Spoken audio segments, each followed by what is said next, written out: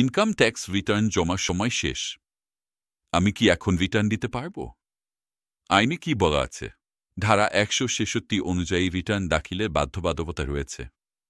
এরূপ কোনো করদাতা কর দিবসের মধ্যে রিটার্ন দাখিলে ব্যর্থ হলে এ আইনের অন্যান্য বিধানের অধীন উদ্ভূত দায় অক্ষুণ্ণ রেখে নিম্নবর্ণিত নিয়মে করদাতার কর নির্ধারণ ও পরিশোধ করতে হবে, যথা: গ = ১০০৪ খু, যেখানে গ = মোট প্রদেয় করের পরিমাণ, যে ক্ষেত্রে করদাতা কর দিবস পরবর্তী কোনো দিনে রিটার্ন দাখিল করেন বা কর কর্তৃপক্ষ কর দিবস পরবর্তী কোনো দিনে করদাতার কর নির্ধারণ করেন।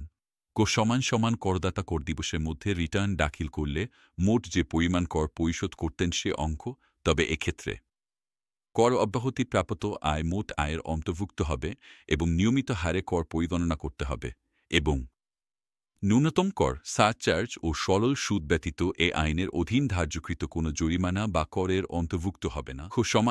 নিম্নবর্ণিত রূপে নির্ধারিত মাসের সংখ্যা, যথা: কর দিবস অতিক্রান্ত হবার পর মাসের সংখ্যা যা অনধিক ২৪ হবে, এবং কোনো মাসের ভগ্নাংশ ১ মাস হিসাবে পরিগণিত হবে।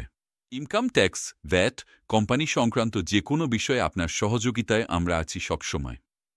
মাহমুদ অ্যান্ড অ্যাসোসিয়েটস, ৪/৭-৮ ইস্টার্ন ট্রেড সেন্টার, ৫ম তলা, ৫৬ নয়া পল্টন, ডিআইপি রোড, ঢাকা ১০০০